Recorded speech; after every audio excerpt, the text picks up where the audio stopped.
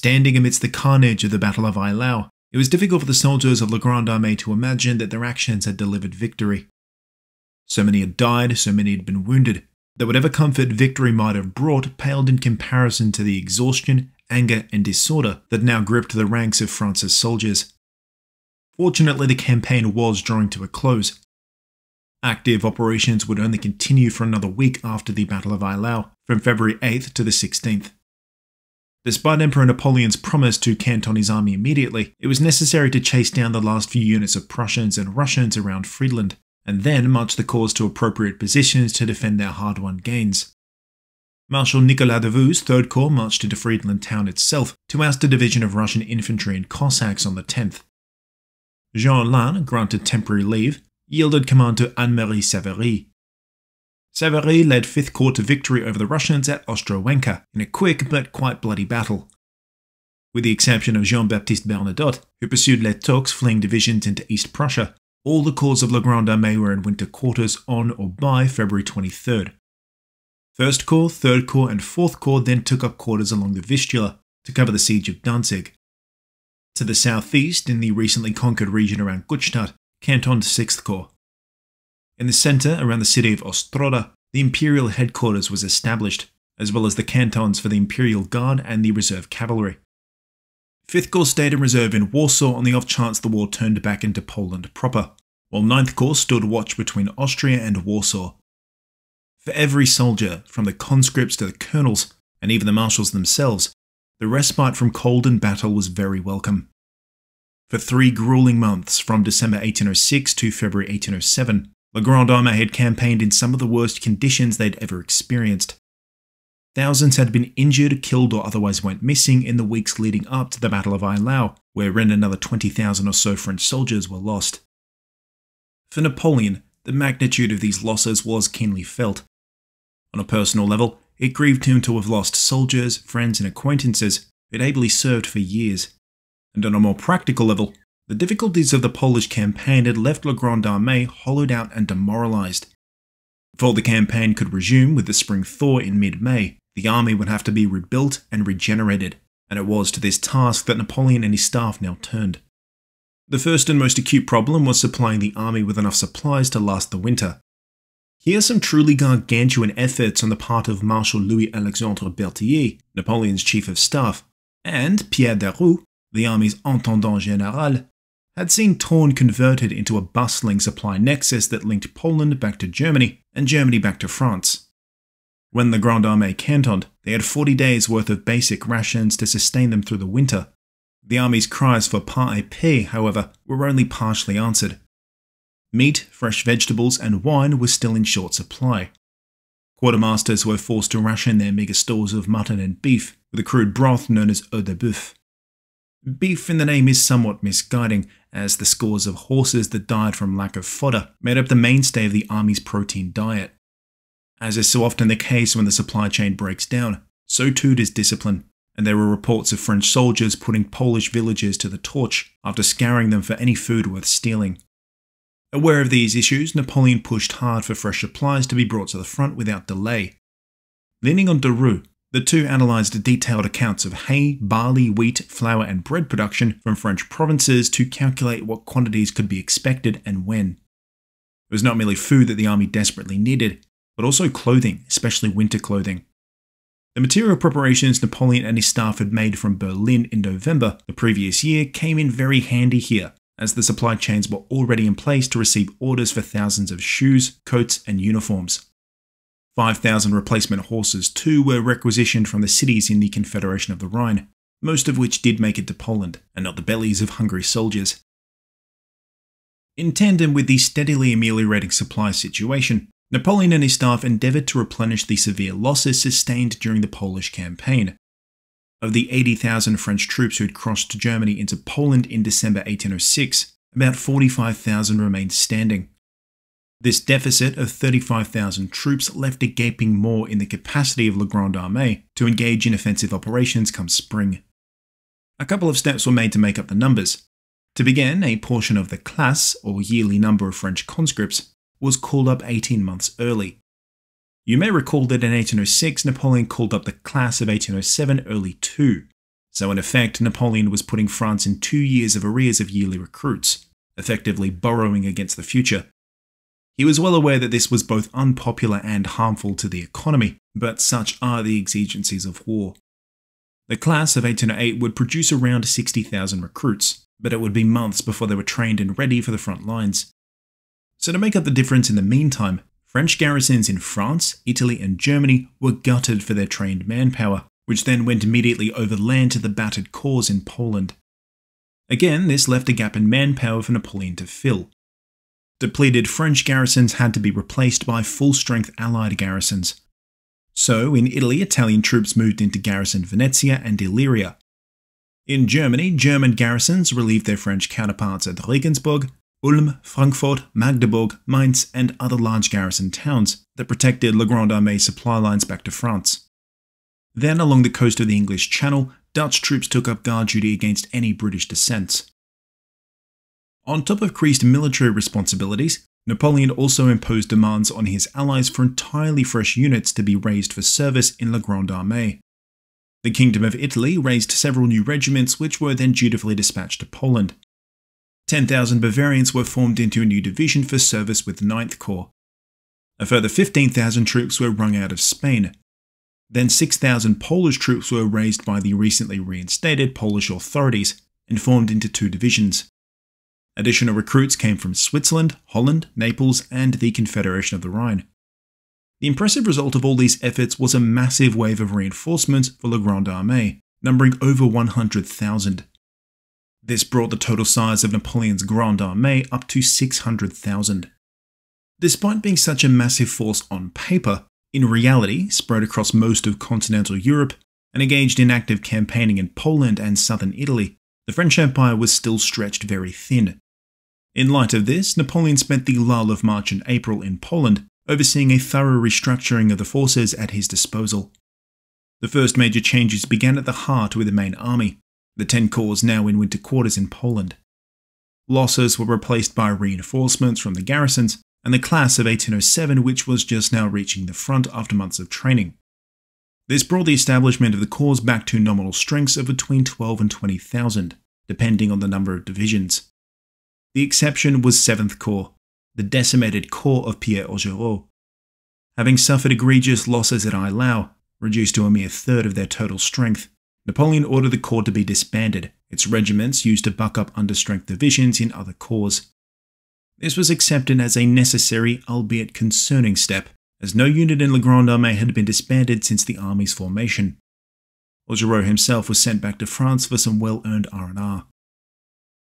This left Napoleon in want of a reliable corps commander, one who could be trusted out of sight. From a long list of candidates, only one had the proven track record the situation demanded: André Massena. The last we saw of Massena was back in 1805 when he'd pushed Archduke Charles beyond the Isonzo and into Austria. Before then, we also saw Massena defend northern Italy in 1800 during the War of the Second Coalition. As the general of the Army of Italy, it was Massena who had tried and failed to hold back the tide of the Austrians before Napoleon's relief could arrive from over the Alps. Though Massena's performance was excellent under trying circumstances, he'd won no praise from Napoleon. He wasn't wrong to say Massena's surrender at Genoa gave the Austrians time to prepare for the main French counterattack, but Napoleon was being pretty unfair when Massena only surrendered after exhausting all food, ammunition, and when plague was carrying away half the survivors. Things of course had worked out in the end.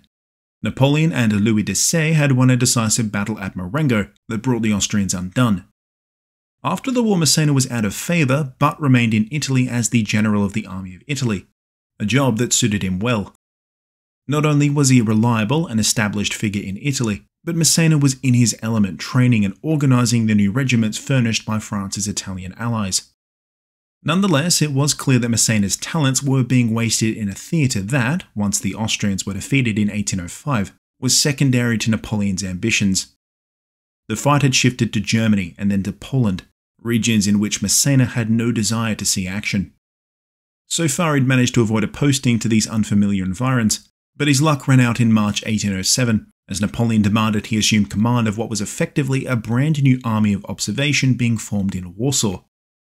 At the moment, it only consisted of Lannes' 5th Corps, and Massena protested that he was being relegated to reline duties in godforsaken Poland.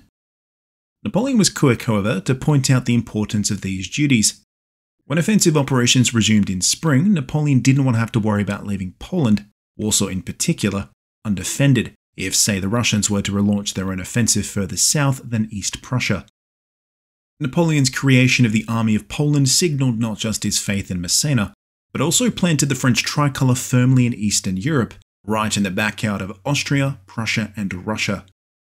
Already he was thinking ahead to a post-war settlement in which, if he intended to keep Poland under the French orbit, its defence would have to be secured by a self-sufficient army. Similar concerns affected French posture in Germany. Again, once peace was secured, and the Grande Armée presumably withdrawn back to France, the defence of Germany had to be seen to by an army already in the field. The model to emulate here was that of the Army of Italy, a combined Franco-Italian force with its main bases located regionally in Turin and Milan. So in a similar vein, Napoleon ordered the formation of an army of observation for Germany. Like in Poland and Italy, it would begin with a nucleus of French troops. Guillaume Brun was redirected from his defence of the Channel coast to take up position in Germany with a few thousand troops. To this force was added the combined strength of the armies of the Confederation of the Rhine, bringing total numbers for the Army of Germany up to 60,000. Command was subdivided. Brun commanded the defence around the Rhineland, while Marshal Edouard Mortier commanded 8th Corps in Pomerania and engaged in wiping out a few Prussian holdouts. On top of the armies of Poland and Germany, Napoleon also attended to the ongoing defence of Italy. Auguste Marmont's 2nd Corps, garrisoning Illyria, became the centre of a new force, the Army of Illyria. 22,000 troops, when combined with the 50,000-strong Army of Italy, positioned a powerful strike force ready to invade Austria at the drop of a hat, should Emperor Francis get any ideas. The only serious operations to be undertaken during the winter were allotted to 10th Corps. Formed back in December, 10th Corps was initially made up of French regiments for the express purpose of reducing the fortress of Danzig. Losses suffered by the main corps compelled Napoleon to transfer all but one of the divisions of infantry and one of cavalry to the other corps, leaving 10th Corps at a nominal strength of about 8,000. To bring the numbers back up to 25,000, the two recently raised Polish divisions under Jan Dąbrowski joined the corps, alongside 2 divisions from the Kingdom of Italy, another from Saxony, and one from Baden. Command of 10th Corps was given to Marshal François Joseph Lefebvre after General Claude Victor was captured by the Prussians. Lefebvre's appointment to this post raised a few eyebrows among the French marshals and generals. Despite a long career in French service, Lefebvre's most recent command of the Imperial Guard had not seen him engage in much more than administrative duties. His main contribution came at Jena when he advanced with the Imperial Guard to bail out Ney. Napoleon was now offering Lefebvre an opportunity to prove his mettle, and Danzig was to be the test. The city itself occupied outsized strategic importance. At the estuary of the Vistula, where it drained into the Baltic Sea, Danzig's port was a critical node of maritime trade into Poland and Eastern Europe more generally. Historically, this prime position had made Danzig very wealthy, especially as a major member of the Hanseatic League. That which made Danzig a valuable trade port, its proximity to the Baltic, also made it strategically indispensable. The Prussians, Russians and British were in a rare bout of unanimity in their insistence that Danzig be held. So long as it did, there existed a bleeding ulcer in the French rear lines. Depending on the way things shook out, the Royal Navy could ferry in Russian and Prussian troops that could oust the French from Poland and Brandenburg. Of course, Napoleon had for months seen the danger Danzig posed, and as early as December it was under a loose siege. That siege had been briefly broken in February during August von Bennigsen's unexpected westward thrust through East Prussia. Now that the situation was stable, Lefebvre was ordered to recommence the siege and take the city, a daunting task. The Prussian garrison of Danzig numbered 17,000 troops, including about 1,600 cavalry. The city's many warehouses were full of grain, wheat and fodder, enough to last months if rationed well. In addition, squadrons of the Royal Navy and the Russian Baltic Fleet could keep the city supplied and reinforced indefinitely from sea. The fortifications were both formidable and multi-layered. First, the French would have to face a steep earthen rampart behind which stretched a deep moat. The walls themselves were very modern, angled sharply upwards to deflect cannon fire and increase durability. Over 300 cannon, 20 howitzers, and 26 mortars were sighted in on the most likely avenues of approach from the west and north. And to top it all off, the commander of the Danzig garrison, the grizzled veteran General Friedrich von Kalkreuth, was determined to make the French pay dearly for every inch of ground. The Siege of Danzig opened, or more accurately resumed, on March 18, 1807, as Lefebvre's corps approached from the west. Swampy marshland protected the southern and eastern flanks of Danzig from direct attack, forcing Lefebvre to take the most dangerous western route. Fortunately, this area was slightly elevated and backed onto some small outlying villages.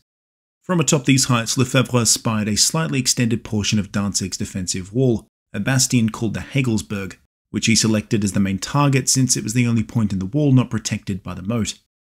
To begin, the French engineers set about their painstaking work of digging and then extending laterally the first parallel. Winter chill made the ground rock hard as the troops hacked away with picks and shovels. All the while, cannon fire roared overhead from Prussian guns. The whole experience was miserable, painful, but worst of all, slow. It took the engineers 2 long weeks for the first parallel to be completed by April 2nd. By this time, the army had already exhausted itself and morale was plummeting. The terrible conditions imposed an unintended pause in operations as Lefebvre awaited warmer weather. By April 10th, the weather was a few degrees warmer and the second parallel was under construction. On the night of April 13th, Kalkreuth made the first of many daring sorties in an attempt to eject the French from their lines. Sentries spotted the unfolding attack early. As Prussian fusiliers leapt into French trenches, they came under murderous attack from the Italian, Saxon and Polish troops. Lefebvre fed reinforcement into the melee until, by morning, daylight revealed hundreds of dead and wounded. Kalkreuth's sortie had failed, and by the 14th the second parallel was finished. That same night, Lefebvre himself took advantage of the darkness. 60 cannons and mortars were heaved into position around the first and second parallels.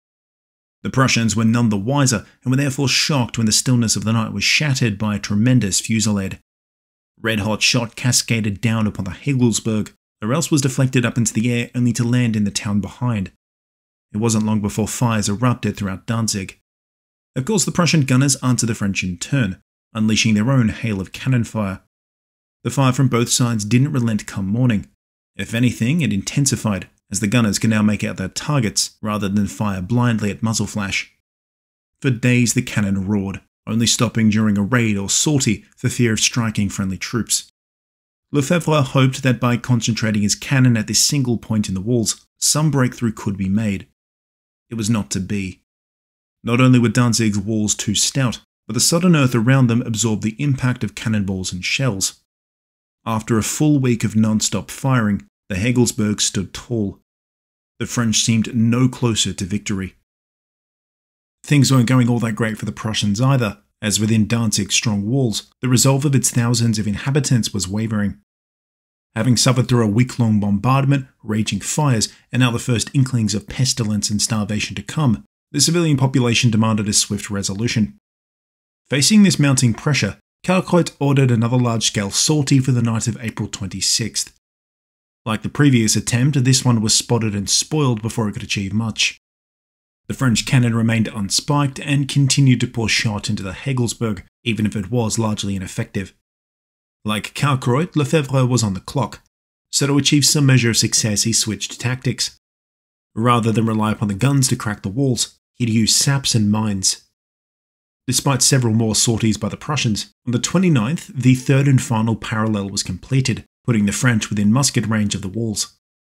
French engineers then began to dig their saps underground, their subterranean tendrils inching closer to the enemy. But before they could reach the ideal spots to place their mines, Prussian tunnelers managed to achieve their own breakthrough. Every time a French sap neared completion, the Prussians would break through and spoil the attack. Lefebvre lost another week to what was, quite literally, a dead end.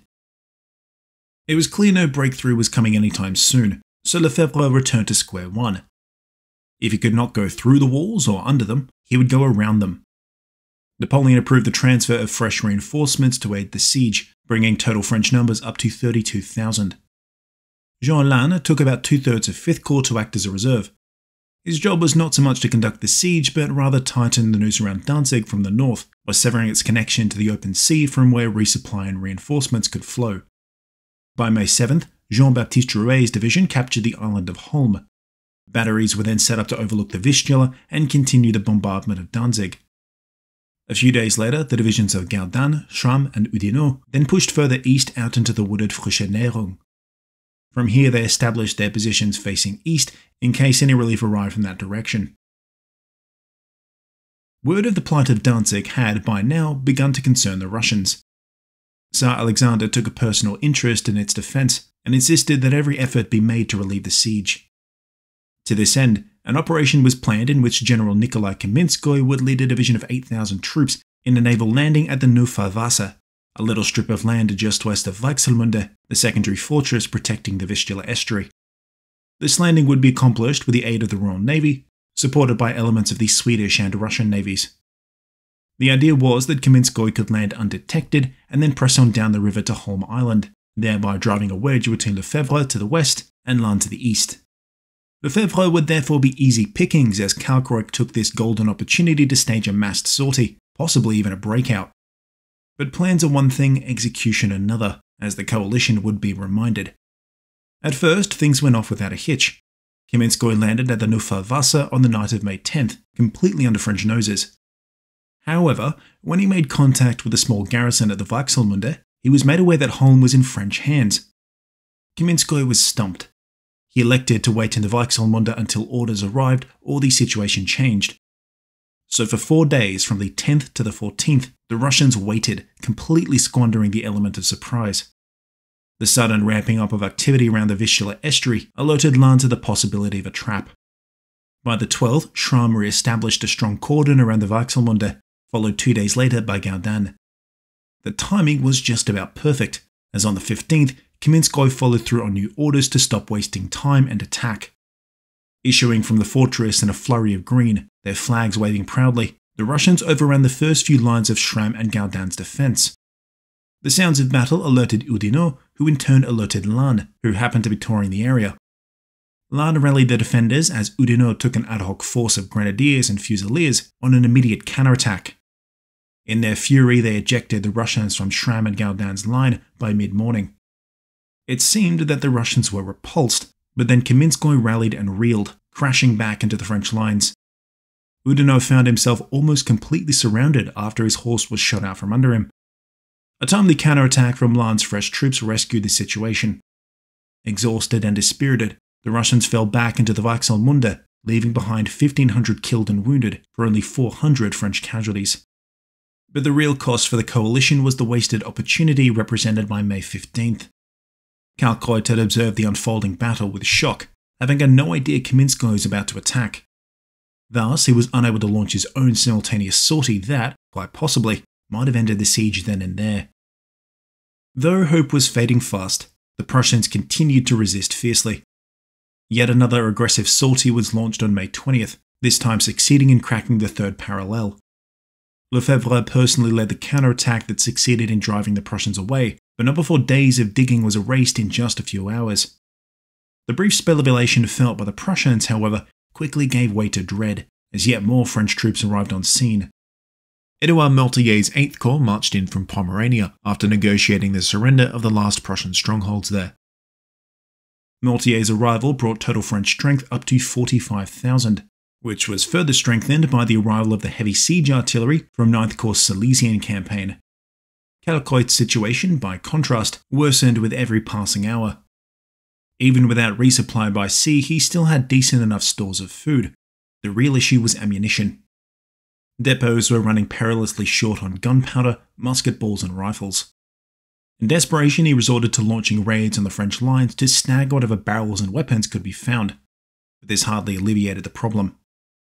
Other sorties out to occupied villages proved similarly fruitless. By May 22nd, the French were on the cusp of the Heilsberg. Kalkreuth expected the final assault the next day. It was for that reason he accepted Lefebvre's offer to negotiate. Acting on Napoleon's orders to bring the siege to a quick end, Lefebvre offered extremely generous terms. The Prussians were to be allowed to quit Danzig afforded the full honours of war. For a few days, negotiations continued, but by the 27th all was squared away, and Carquoit formally surrendered after 80 days of siege. The Prussians marched out under arms, and were it not for their torn uniforms and sunken cheeks, they could have been mistaken for being on parade through the Tiergarten. Magnanimously, their French, Italian, German, Polish and Dutch besiegers escorted the Prussians to the safety of Pilau. The dignity afforded the garrison was also afforded the population of Danzig. Since there had been no assault, Lefebvre peacefully marched into town. Before he did so, however, he insisted that Lannes and Mortier accompany him so that they could share the glory of this victory. Tellingly, for the respect both marshals held for Lefebvre, Lannes and Mortier refused. The glory, they insisted, belonged to Lefebvre and the brave soldiers of 10th Corps. 3 days later, on May 30th, Napoleon entered Danzig, offering his congratulations to Lefebvre and installing Jean Rapp as military governor. From Finkenstein, the emperor had kept up to date with the siege, even micromanaging the delicate operation from afar. He had good reason for wanting Danzig taken as soon as possible. As March gave way to April, the Russians were the first to rise from winter hibernation. Marshal August von Bennigsen regrouped his defeated army at Königsberg. Reinforcements raced in from Russia swelled his numbers to around 87,000 infantry and 19,000 cavalry. With this formidable force, probing attacks were launched all across the French line. A further 8,000 Cossacks and light horsemen scouted around for any weak points worth exploiting. With La Grande Armée's regeneration still only half finished, Napoleon was worried that if some of these probing attacks found chinks in French armour, they might develop into full-blown westward offensives, echoing that which had brought the Russians to Eylau last year. In expectation of just such an attack, Napoleon shortened the front line in May, pulling his northern corps behind the Passage and the Arles rivers. It was not a moment too soon, as just a few days later, Bennigsen launched his offensive. But with the French alerted to the danger, it was a swing and a miss for the Russians, who came away second best in a few minor clashes. Despite winning the first round against Bennigsen, Napoleon still felt that he was beginning the campaign at a disadvantage. The Siege of Danzig, though successful, had delayed the beginning of the French offensive by a few weeks, time in which Bennigsen had made the first move. Thus, when Danzig fell, Napoleon wasted no time in ordering his corps to quit their cantonments and prepare for offensive action. To that end, the corps commanders occupied bridgeheads over the Narev, Passage and Vistula. Napoleon's plan of action was less a plan and more of a framework. The general idea was to advance until contact was made with Bennigsen, whereupon the corps would converge and crush him. Kept in reserve would be the Imperial Guard and reserve cavalry to reinforce the big battle. Though Napoleon didn't know exactly where the Russian army was, he did have a plan to lure them to battle. Königsberg was Bennigsen's centre of operations, but he was far too aggressive to simply lie in wait there. Napoleon therefore judged that Bennigsen was somewhere out in the field away from Königsberg, but that if Königsberg was threatened, he'd quickly react by coming to its defence. By joining with a 50,000-strong Prussian garrison, he'd stand a good chance of repelling Napoleon's corps. And if Bennigsen didn't defend Königsberg, then so be it. The new Prussian capital would simply be conquered. The 1807 campaign opened as the French corps advanced to predetermined bridgeheads over their respective rivers. Some action was expected. Napoleon received after-action reports of skirmishes and small clashes, but nothing suggested where Bennigsen's main concentration was. That was until June 5th. Jean-Baptiste Bernadotte's 1st Corps held their bridgehead at Spanden, while Jean Lannes's 5th Corps was only a few miles south at Lohmeiten. Idyllic pastoral surrounds became a fiery battleground as the advance guard of Bennigsen's army, under General Dmitry Dokhtyrov, attempted to oust the two French corps. The Russians barreled into the French lines only to be repulsed by effective fire, the process repeating throughout the day. 1st Corps endured the brunt of these attacks. Though the Russians never came close to breaking through, stray fire very nearly punched Bernadotte's card as a musket ball grazed the side of his skull, forcing General Claude Victor to assume command of the corps. By nightfall, the battle was done, and the French had held firm. Lannes and Victor tensed for another battle for the 6th, but come morning only the Russian dead remained behind. Bennigsen extricated his guard, now intending to throw his full might southwards to contain the French advance. Not far from where the Battle of Eylau had been fought, the Russians appeared to the front of Joachim Murat's cavalry screen. Like at Spanden and Lohmeiten, Russian columns advanced into French defences. This time, however, rather than face the full array of two corps in close formation, The Russians were met only by pickets and outposts. Murat's cavalry divisions were scattered to occupy the towns of Gutstadt, Glotau, and Altkirch, with individual squadrons and regiments patrolling the countryside. Leading the attack, General Piotr Bagration made good progress, soon isolating his enemies. To prevent being surrounded, the French cavalry fought their way to freedom, making a fighting retreat southwards. This coordinated withdrawal blunted Bagration's momentum, giving Michel Ney critical hours in which to force march his 6th Corps to the front line. By the afternoon of the 5th, he'd stabilised a line running from Deppen to Glotau. Despite this, the Russians had made good ground during the day, and Bagration did not pull back during the night, instead fully intending to resume action the next morning. However, during the night, Nicolas Davout's 3rd Corps had rushed some cavalry reinforcements to Ney's aid. Bagration thus found a deeper line of French troops to his front, and his dawn attack was checked with heavy losses. Ney then withdrew in good order, having given Bagration a bloody nose. Reports of the unfolding battles at Spandau and Gutstadt were of course relayed back to Imperial headquarters at Finkenstein. Bennigsen's dual thrusts had caught Napoleon by surprise. Ney's withdrawal was especially concerning, as it meant the initiative was now in Bennigsen's experienced hands. The question now was how far he would carry on this counteroffensive. The opening bouts hadn't gone well for him, and yet all intelligence suggested that Bennigsen remained committed to an attack that saw his Russian troops, quote, jammed against fortified positions. Rather than wait in the rear to react to events, Napoleon mounted his horse and made for Saalfeld. If it was Bennigsen's intention to carry on his offensive, then let him. This was a golden opportunity for Napoleon to bring up his reserve, concentrate his cause, and fight a decisive pitched battle. Victor, Lannes and Ney were ordered to stick and hold, while Davout's corps was ordered to make haste for Osterode. These combined defensive and offensive actions would hopefully score enough time for the French reserve to assemble. More time was bought with a clever ruse. 2 French officers were dispatched from Napoleon's new headquarters at Saalfeld to Ney's position. Their paths took them through enemy territory. One was captured. His dispatches relayed to Bennigsen. They revealed that Davout's corps was to make an attack to interrupt Bennigsen's supply lines back to Russia. Of course, having not even reached Osterode with his infantry and cannon, Davout was days away from posing a threat like this. But Bennigsen was not to know, and interpreted these orders as authentic. Between the French trick and unexpectedly heavy losses, he was forced not only to pause operations, but begin his withdrawal. June 7th passed with even more skirmishing, which Napoleon interpreted as the prelude to an attack, but it was, in fact, Nikolai Kaminskoy's 20,000-strong rearguard covering a general retreat. The next day, on the 8th of June, the reserve had assembled at Saalfeld and Davout had reached Osterode. Napoleon then issued orders for his own counterattack to begin.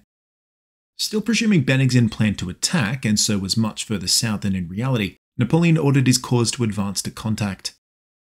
The Emperor fully expected to be fighting the campaign's deciding battle that day. As the French corps advanced, though, they found only Kaminskoy's rearguard, which consistently refused to engage. Kaminskoy was only pinned down on the 9th when he made a stand at Gutstadt. Napoleon ordered all his forces to converge and crush the Russians. Had it not been for the weather, perhaps that might have been the end for Kaminskoy and his rearguard. Far from the perils of snow and mud faced in the winter months, the Grande Armée was now plagued by dehydration caused by a sweltering Polish summer.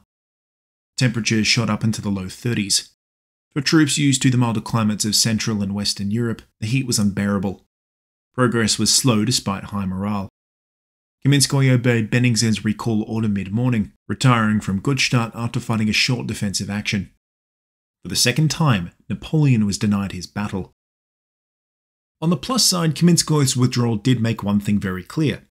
Napoleon could now be sure that Bennigsen was in full retreat back to the city of Heilsberg, a major Russian supply hub. From Heilsberg, he could turn north to get to Königsberg, flee east into Russia, or stand and fight. Point was that Heilsberg was where the Grande Armée needed to be. Having recaptured Gutstadt, Murat, Soult, Ney and Lannes were ordered to press for Heilsberg. The advance resumed on the morning of June 10th. Murat's cavalry screen cleared a path for the attacking corps. Advancing from the west along the northern shore of the Isle River, the French made contact with Russian pickets at about 1 p.m, which were quickly overwhelmed. However, as resistance increased, it became increasingly clear that this was no mere rear guard. A short stint away, on the other side of the river, Bennigsen had about faced to make his stand at Heilsberg. His position was superb. High ground afforded pristine views of all the approaches over the river, which were then covered by artillery and skirmishers. Extensive field fortifications had been erected not only in and around Heilsberg, but in the outlying villages of Bövenik, Langwiese and Lanau. Bennigsen's preparations only maximised the potential of an area already quite naturally defensible. Hilly ground, dense forests and dozens of slippery streams covered all the western approaches to Heilsberg. Not wishing to waste any more daylight, Marat attacked on his own around midday. Squadrons of hussars, screened by dragoons and chasseurs à cheval, careened through gaps in the Russian line.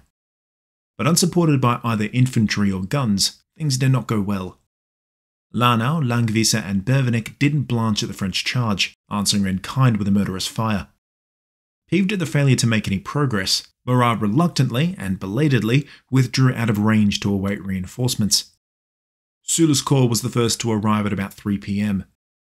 Louis Le Grand's division marched in from the north, supported by 2 regiments and 12 guns under Jean-Marie Savary, sent ahead by Napoleon.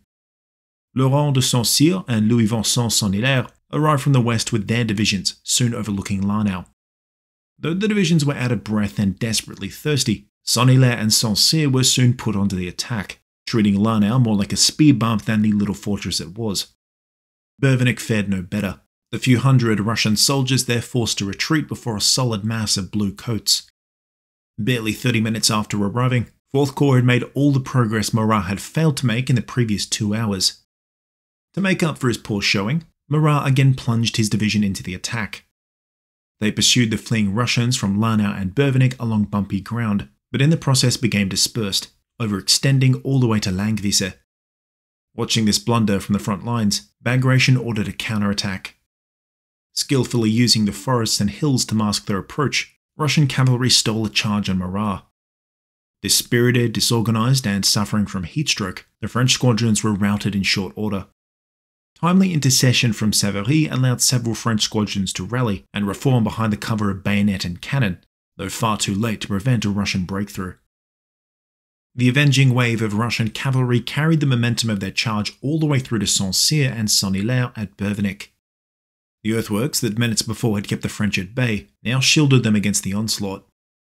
Russian momentum was blunted and then reversed, Bagration issuing a recall when it was clear no gains would be made. Despite being a modest success, Bagration's charge did expose Loudon to attack from Louis Le Grand. Nestled in the furrow of a valley, the village was set ablaze by cannon fire before being overrun by French fusiliers. Space was made for Saint-Hilaire and Saint-Cyr to advance from 4 p.m. onwards. Progress was slow and hotly contested. Hilly terrain played havoc on French formations, which then strayed into set defences. Every hillock became a castle, every dip a death trap. Worse still, the length of the French advance was exposed to artillery fire. Grand Duke Constantine, leading the Russian reserve, dispatched horse artillery to the southern bank of the Arles to pepper the French divisions as they advanced. In spite of these difficulties, Soul's corps did take ground, gradually forcing Kamenskoye back to the first line of Heilsberg's defences, a series of redoubts bristling with artillery. This was, however, as far as the corps could get. Before the redoubts was a tranche of boggy ground called the Spuibach Brook. Squelching through the mud, French troops were hit by cannon fire from the east and south, as well as concealed skirmishers in the tree lines.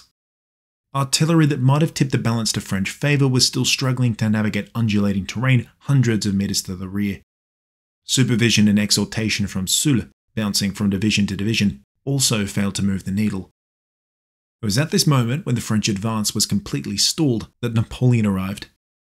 During the day, he'd raced from Saalfeld to the front, stopping periodically to receive reports and update positions on a large map he'd sprawl out on the grass. Once arrived, he immediately took command of the battle, issuing orders for a renewed attack.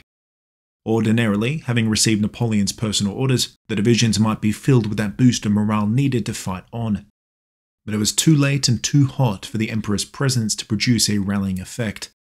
Kamenskoye counterattacked at Spuibach, driving Soule back over the ground seized only at great cost in the hours before. By 9 p.m. his divisions were barely holding in a line between Lavden and the Arles. Light was already fading fast and the French troops were in dire need of rest. The battle was lost, plain and simple. When Lannes arrived on the field from the north soon thereafter, it only served to magnify the scale of the French defeat, At 10 p.m, he sent his divisions forward to attack Heilsberg from the north. At the very first hurdle, a strong redoubt that dominated its surrounds, the entirety of 5th Corps was pinned down. Nightfall exacerbated the confusion as the French regiments fell over themselves to escape.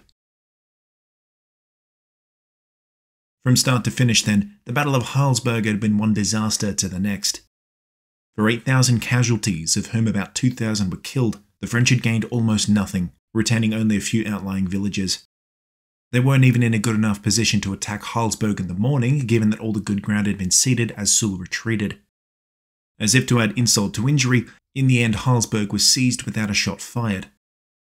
Bennigsen withdrew during the night, putting the Aller River between himself and Napoleon. When the French entered Heilsberg on the morning of June 12th, the Russians already had a 6-hour head start. Despite this sizable advantage, the French were not out of the game just yet. It was clear that Bennigsen's intention was to retire north to Königsberg, but to do so he'd have to cross back over the Aller River. The best place to recross was at Friedland, whose road led westward via Domnau to Königsberg. Napoleon's plan now was to intercept Bennigsen either at Friedland or at Domnau. Davout was to form the Friedland force. After crossing the Aller at Heilsberg, Davout would shadow Bennigsen on the right bank of the river. To make sure Bennigsen didn't cut and run back into Russia, Davout was to attack relentlessly if his quarry turned to fight, though it was expected that they'd bow to caution and simply recross the Aller. In so doing, Bennigsen would be set upon by Lannes, who was to advance along the left bank of the Aller before cutting inland to Lampach, where he would block Bennigsen's approach from Friedland. Ideally, the Russians would be brought to a major battle where they were pincered by 2 French corps. This would give Napoleon time to concentrate the Imperial Guard and the corps of Ney and Nolte at the point of contact in order to wage a battle of annihilation. If, however, on the off chance Bennigsen eluded both Lannes and Davout, it was the job of Soult and Marat to prevent him reaching Königsberg. They were to advance straight to the new Prussian capital where, with the element of surprise, Soult was to immediately assault. Marat would then rove about the countryside to interdict General Letuc, should he A. march out to rendezvous with Bennigsen, or B. counterattack Soult. On the face of it, this was a good plan that took into account Bennigsen's full range of possible options. If there was any problem, it was that Napoleon expected Bennigsen would use his head start to make his crossing and escape to Königsberg as soon as possible. But as it transpired, Bennigsen was a more cautious cat than Napoleon. He used the extra time won at Heilsberg to slow the pace of his advance, to reconsolidate and draw up some plans. He sent scouts out in all directions and ascertained the relative positions of Davout and Lannes, as well as Ney and Miltier. Using this information, Bennigsen correctly surmised that Davout was there to chase him and Lannes was there to catch him. So to avoid falling into Napoleon's trap, he slowed his march down during the day of June 13th. Presuming that Bennigsen was pushing fast as possible, French scouts outpaced the Russians, soon losing contact. When Napoleon was informed that the Russians had seemingly disappeared, he again presumed that this must be because Bennigsen was marching faster than expected. Under this mistaken assumption, Napoleon now concluded that Bennigsen had chosen not to cross at Friedland, but further north, perhaps near Arlenburg. By the afternoon of the 13th, Marat and Soult were closing in on Königsberg, having repulsed Letuc at Kreuzberg. Miltier and Ney were at Eylau, and Lannes had established himself at Lampach, while his cavalry division under Etienne Nonsuty billeted in Friedland itself. Napoleon was in the process of drawing up fresh orders for Lannes to strike out for Arlenburg when a messenger burst into his command tent at 9 p.m, report in hand. Earlier in the evening, Nonsuty's pickets at Friedland had come under attack from a Russian cavalry force under Andrei Gallitzin. Presuming that this must be Bennigsen making his crossing in full, Lannes quickly dispatched word to Napoleon. However, it was still unclear to the Emperor if Bennigsen intended to cross fully at Friedland, or if this attack was just a distraction from the real push to Arlenburg. Napoleon made as much clear in his reply to Lannes. My staff officer has arrived here just now, but he does not give me sufficient information to judge if it is the enemy's army that is debouching at Friedland, or only a detachment. In any case, I have dispatched cavalry under Grouchy to be placed under your command. Marshal Miltier is also sending his cavalry ahead of his main corps. Subject to the information I receive, I shall send Marshal Ney to your aid at 1 in the morning. After then conveying the actions and positions of the other corps and the recently commenced bombardment of Königsberg, Napoleon issued Lannes his standing orders.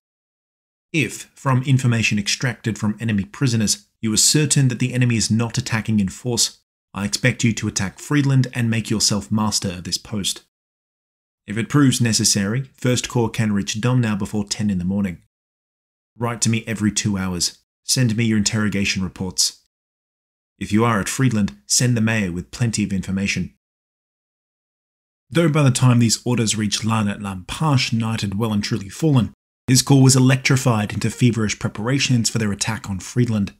It was a sleepless night for Ney and Mortier as well, who combined their cavalry divisions under the command of Victor Le Tourmont-Beau, who in turn raced ahead to Lannes' aid.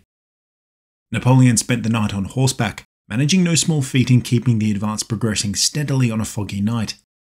Bennigsen too didn't lose any time in preparing for a battle he felt was imminent. He moved into Friedland in force, erecting 4 pontoon bridges over the Arla River that led into the town from the south and east. In general, the terrain was not unlike at Heilsberg, just perhaps not quite as hilly. Friedland itself was ensconced in a cradle of the Arla and consisted of a large town centre and several rows of townhouses. Fortifications were non-existent, so to mount a proper defence, Bennigsen was compelled to look outside the town. A mile to the south was the village of Sortlack. The ground here was quite rugged, with Sortlack itself bracketed by both the Arla to the east and a dense forest to its west. This made the village highly defensible, but difficult to reinforce should the French advance in from the direct south along the river. To the west was Postenen, the village already seized by Galitzin earlier in the evening. Here the ground was open and flat, used mostly for farmland. Better yet, the village was protected from the south by the Sortlack Wood, and to the north by a rocky little tributary called the Millstream. Any French attack from the west would have to pass through Postenen, and so when it did, the Millstream and Sortlack Wood would funnel it into a prepared Russian defence. Further north from Postenen was the village of Heinrichsdorf. Again, the ground here was fairly flat, marked only by a few small hills and copses of trees. The Botkheim Wood sprawled across the ground to the village's west, providing concealment and cover. Unsurprisingly, given the lay of the land and Galitzin's advanced positions, Bennigsen decided to make Postenen the crux of his defence. However, it would take hours yet until the rest of the Russian army was across the river. Even prioritising only the infantry, only 10,000 of 60,000 Russian troops were across by 3 AM.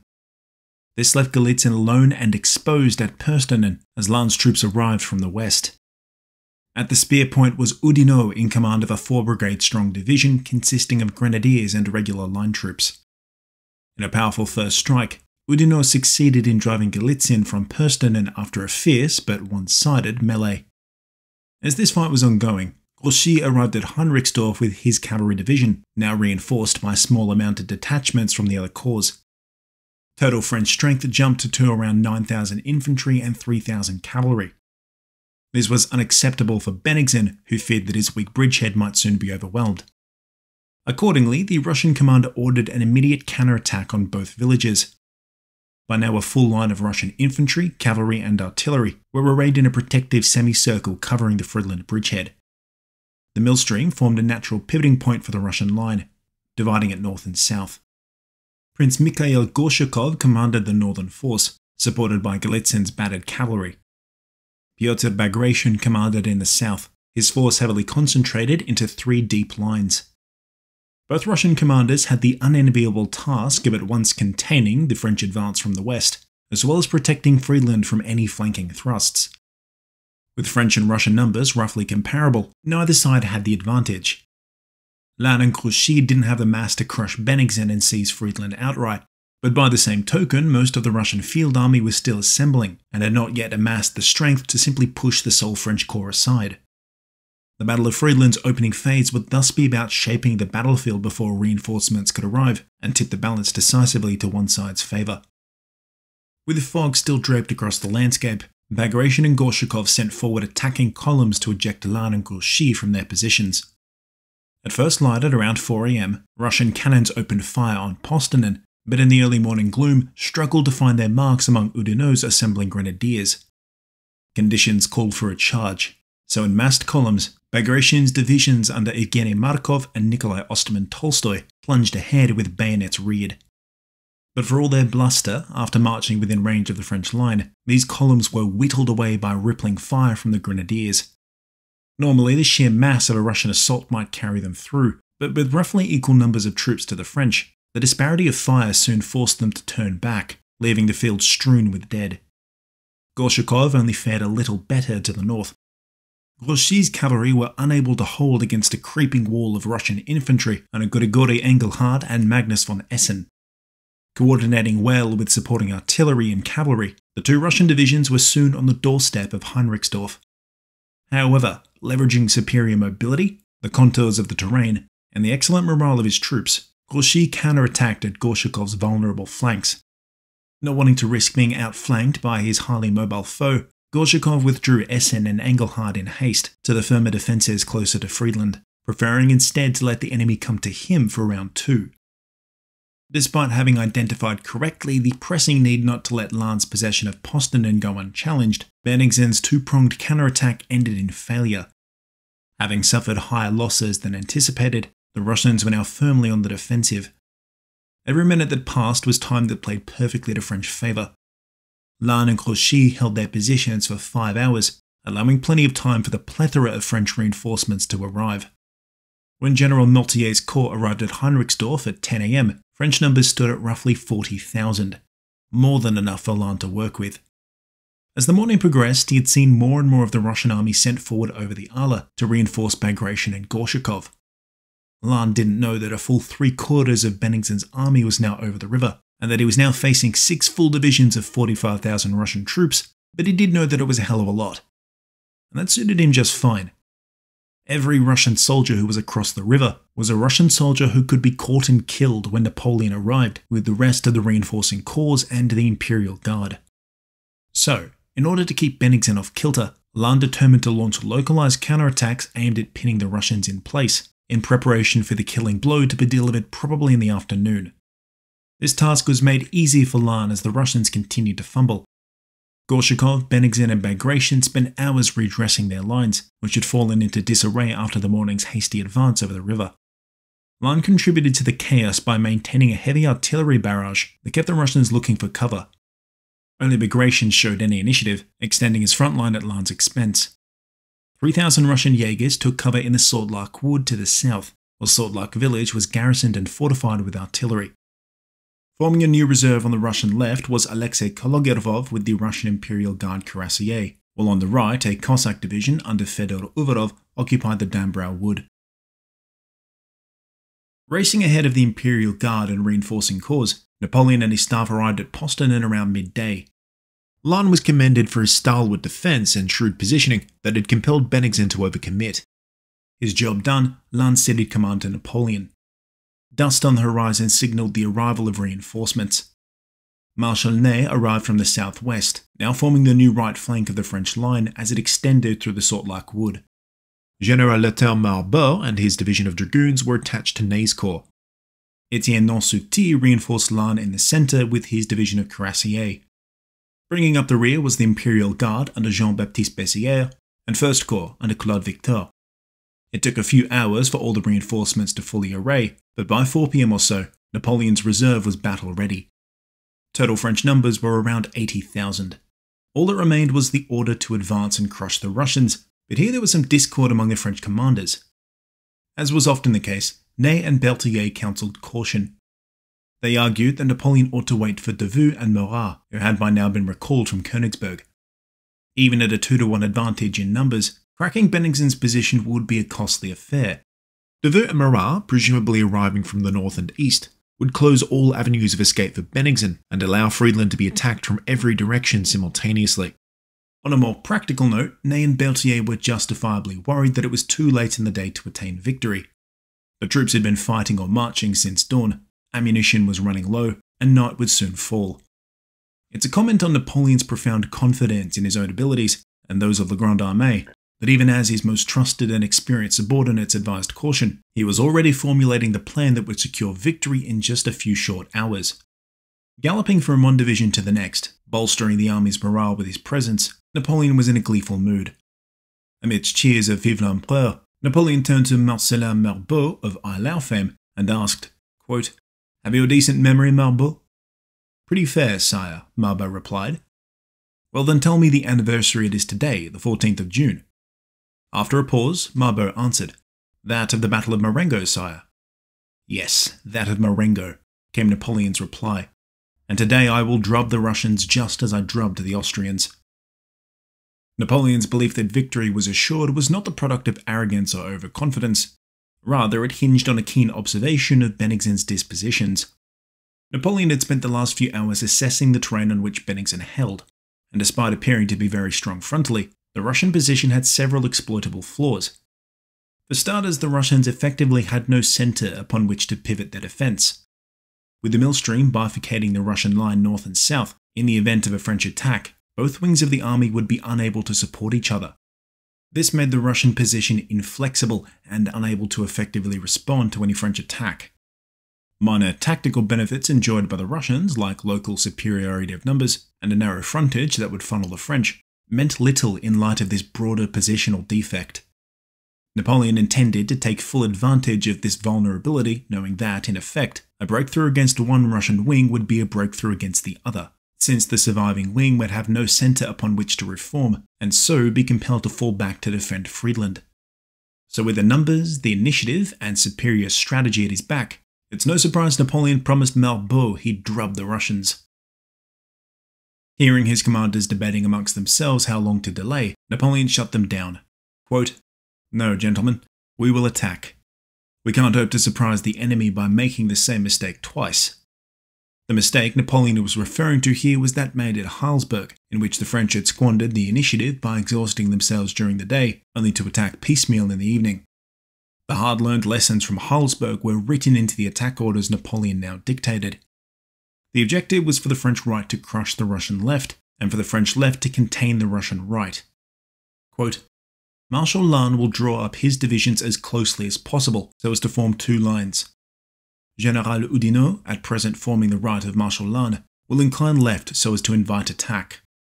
Our advance must always be forward by the right wing, with the attack led by Marshal Ney, who will await my order to commence. As soon as the right advances against the enemy, all the guns of the entire line will redouble their fire on the vectors which will be most protective of the attack by the right wing." Grouchy and Meltier's orders were similarly clear and to the point.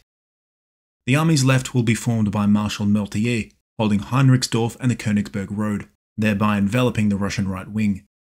Marshal Meltier will never advance as the movement will be on our right, using the left as a pivot.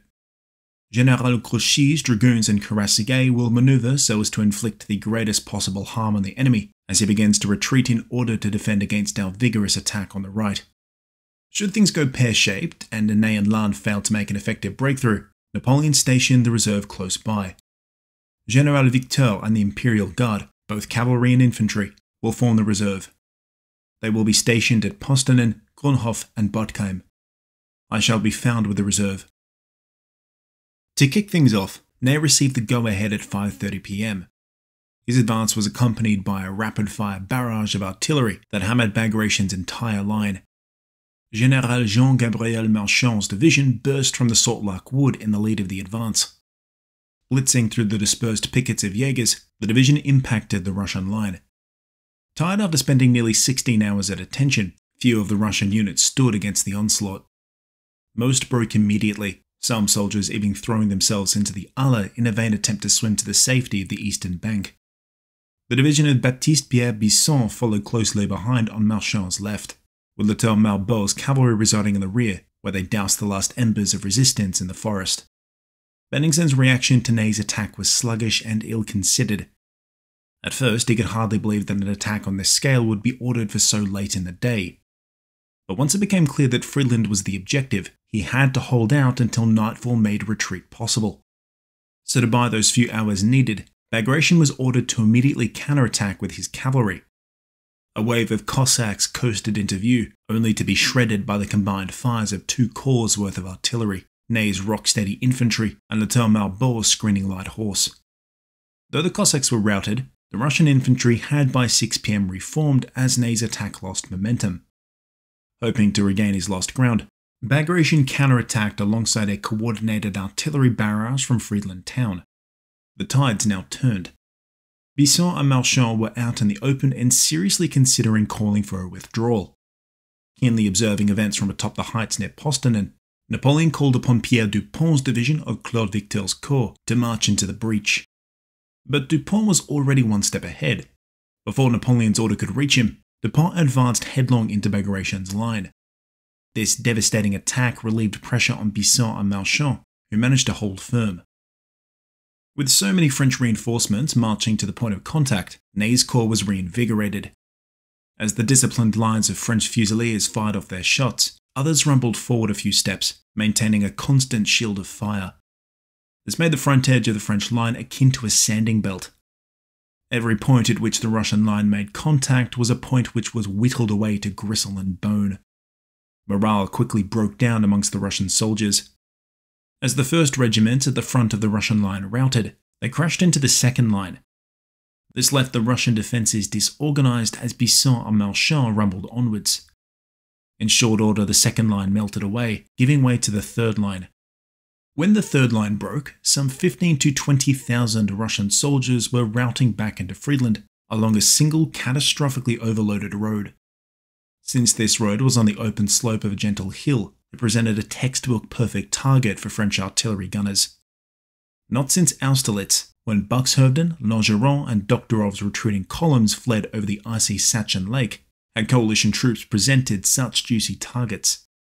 Victor sent La Grande Armée's chief artilleryman, Alexandre Antoine Saint-Armand, ahead with 30 horse-drawn 6- and 8-pounders to pour fire into the enemy. Leapfrogging forward by salvo, every shot found its mark amongst the mass of Russian infantry and cavalry that were funneled into a kill zone. French fire was absolutely relentless. In fact, the leading edge of the French advance was now Saint-Armand's horse artillery, pushing from about 1,600 yards at their first salvos to a mere 60 paces, rock-throwing distance, from the fleeing Russians. At these sorts of point-blank ranges, canister shots simply eviscerated the enemy, flaying men and horses alive with 40 or more metal projectiles that tore flesh and shattered bone. Smoke, fire from burning buildings, and the onset of night only added to the terror felt by the fleeing Russians as they scrambled over each other in order to escape. As the last cohesive Russian unit on the left flank, Kologervov charged his cavalry into Saint-Armand's gunners, but he was quickly repulsed after suffering grave losses. It was the finest hour of the French horse artillery, and quite possibly the absolute worst for the Russians. Or perhaps we might say the worst hour so far, because amazingly, things would only continue to get worse for Bennigsen. As he witnessed Bagration on the left flank crumpled like paper, the only option left open was to launch Gorshkov into a major attack in hopes that it might relieve the pressure. At about 6 PM, the Russian right rolled forward straight into the teeth of French defences. At no point was Meltier in any sort of danger. His superior firepower kept the Russian infantry and artillery at bay. The only brief moment of worry occurred when Russian Cossacks attempted to cross the Millstream and engage Dupont's exposed flank.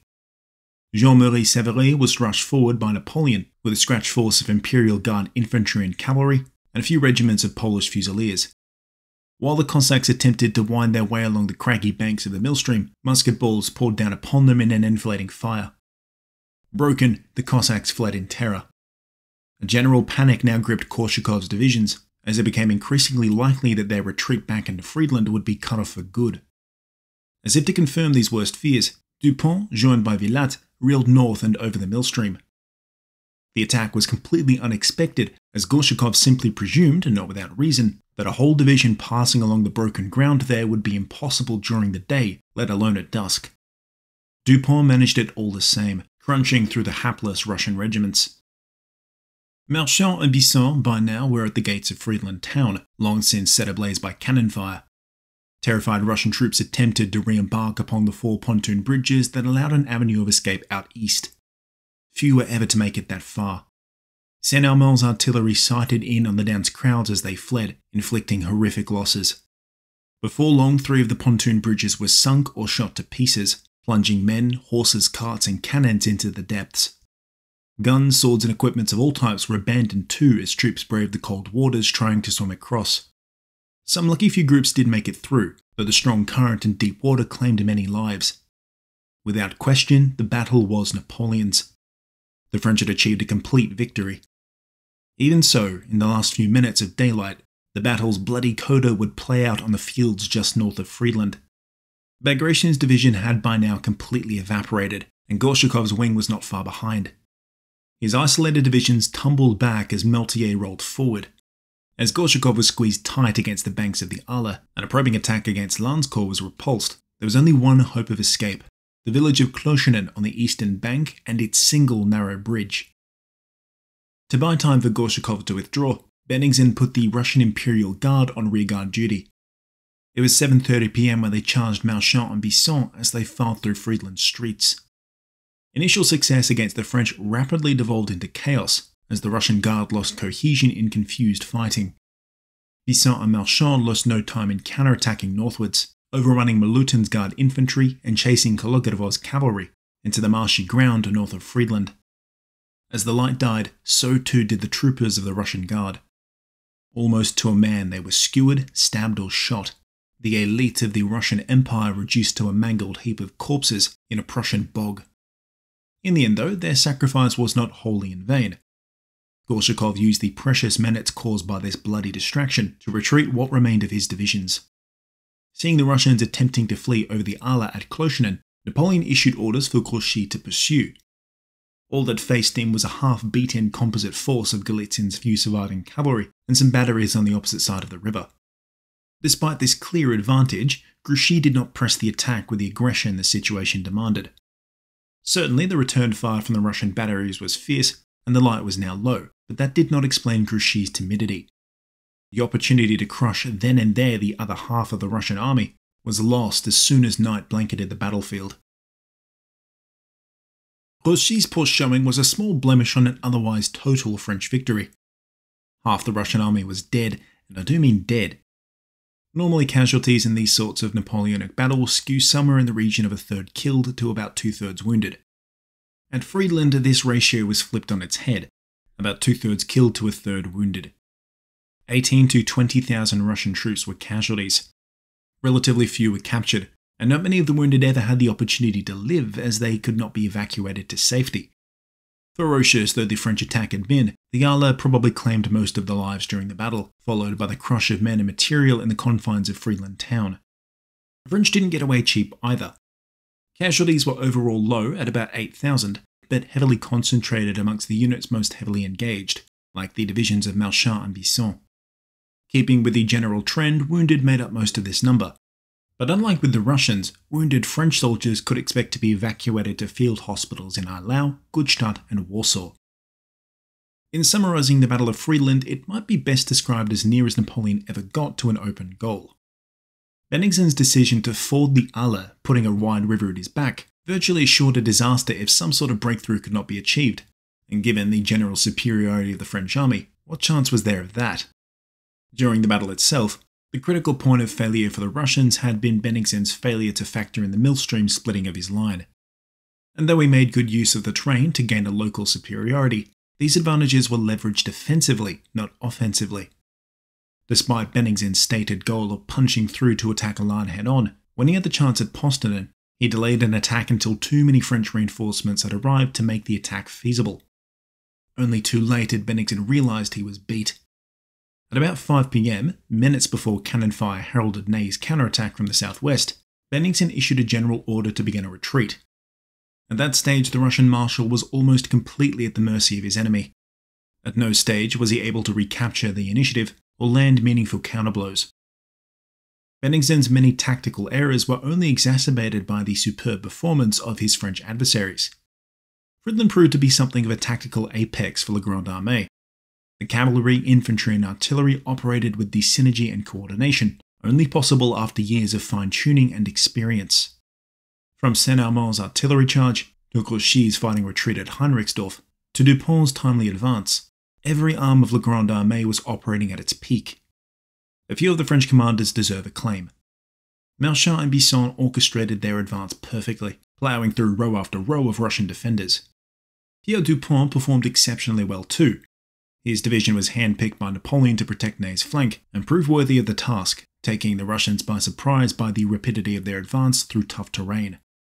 Oudinot too deserves mention, for had he not retaken Postinen in the morning and held it tooth and nail the rest of the day, the Battle of Friedland probably would have been the Battle of Bottheim or Heinrichsdorf, fought away from the river.